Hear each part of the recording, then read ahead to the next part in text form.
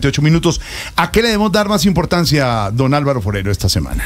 Pues el senador Iván Cepeda sacó un tuit ayer que me pareció muy apropiado. Decía: más que discutir sobre la constituyente, hay que discutir sobre el acuerdo nacional. Y vi que mucha gente le decía: ¿cuál acuerdo nacional? Eso no se puede, nadie quiere pactar, Petro no pacta, tal. Pues claro, los que están felices hablando de la constituyente, pues rechazan el acuerdo nacional, porque la constituyente es, unos para tratar de crearle miedo a la oposición, por decir algo, de que se puede quedar Petro, de que pueden cambiar las reglas. Y la oposición feliz diciendo que la constituyente es para que llegue el castrochavismo y Chávez se quede en el poder, ese fantasma. Y hablar de acuerdos, eso sí les aburre. Pero pues cuando uno mira que esta polarización está llegando a niveles absurdos, que en materia de salud, por ejemplo, ¿qué vamos a hacer? ¿Seguir echando cuentos? Hay que llegar a acuerdos para solucionar los temas. La economía necesita acuerdos. ¿Con quién se hace acuerdos? Pues no con los amigos, sino con los contradictores. ¿Que no es fácil hacer acuerdos con un gobierno disruptivo de izquierda que viene a cambiar las cosas? Pues claro, obviamente. Pero que porque gana el opositor entonces hay que dedicarse solamente a bloquear, no. O que el gobierno puede dedicarse solamente a plantear cambios así no sean aceptados por las mayorías en las instituciones, tampoco.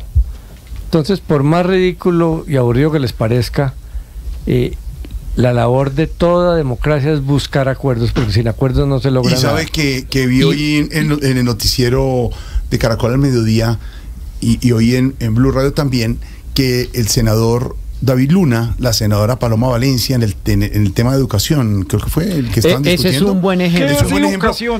Exacto, el senador. Están hablando de lo que usted dice. Independientes de oposición y de gobierno se pusieron de acuerdo para sacar adelante la reforma a la educación, que garantiza el derecho a la educación. El gobierno tuvo que ceder en algo, claro.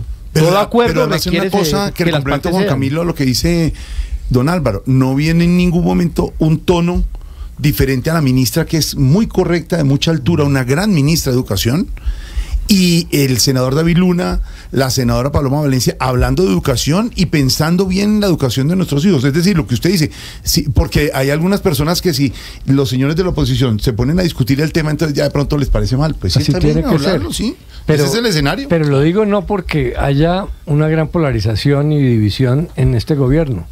La hubo enorme en el gobierno pasado. Y la hubo enorme en el gobierno anterior.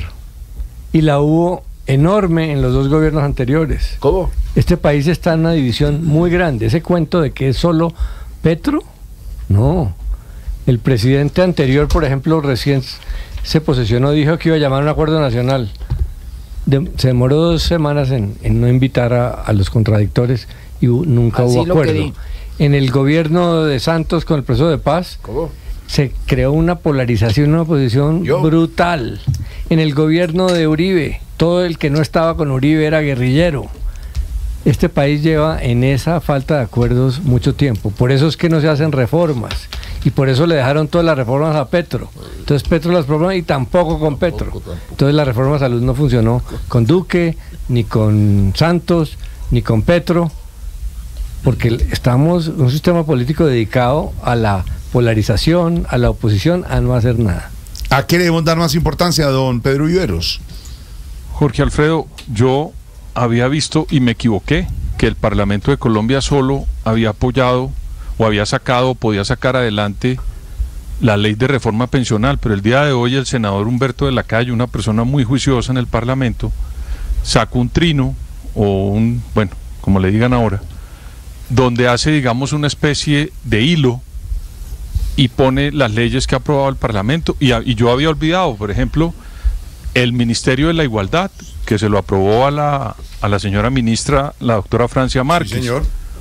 O por ejemplo el presupuesto, o por ejemplo la reforma tributaria, que yo no la mencioné, por ejemplo las facultades extraordinarias para modificar o crear empleos en la planta global de la Contraloría. Se cambió la denominación del Ministerio de Cultura, que ahora se llama Artes y Saberes. exenciones para la Copa Mundial Femenina.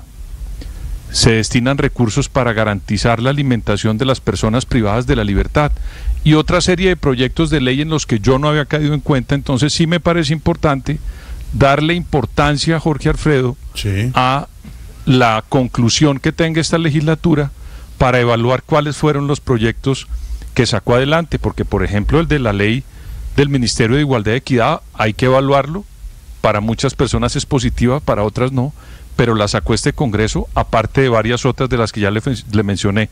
Por eso me retracto de haber dicho que solamente le iba a pasar una, pero hay otra serie de leyes que plantea hoy el doctor Humberto de la Calle que hay que darle importancia, Jorge Alfredo. Que hay que darle importancia. ¿Qué le damos más importancia a Juan Camilo Maldonado, jefe de redacción de Blue Radio? Jorge, a la crisis de las EPS y el futuro del sistema de salud en Colombia, tras el anuncio de compensar y más recientemente de Sura de que solicitan un retiro voluntario del sistema de salud para no operar más como EPS, hoy se sumó otra a la lista. Se trata de Salud Bolívar EPS, una empresa del Grupo Bolívar a la que estaban afiliadas cerca de 3.500 personas, todas ubicadas en Bogotá. Salud Bolívar EPS envió una solicitud a la Superintendencia Nacional de Salud para que les autorice su retiro del sistema.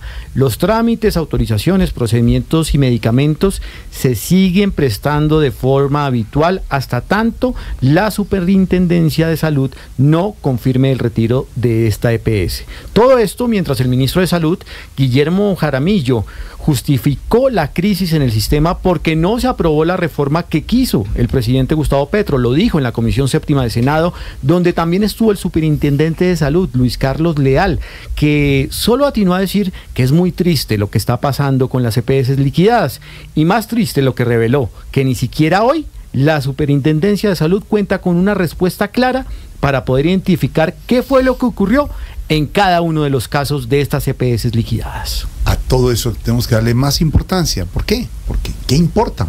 Al estilo Voz Populi.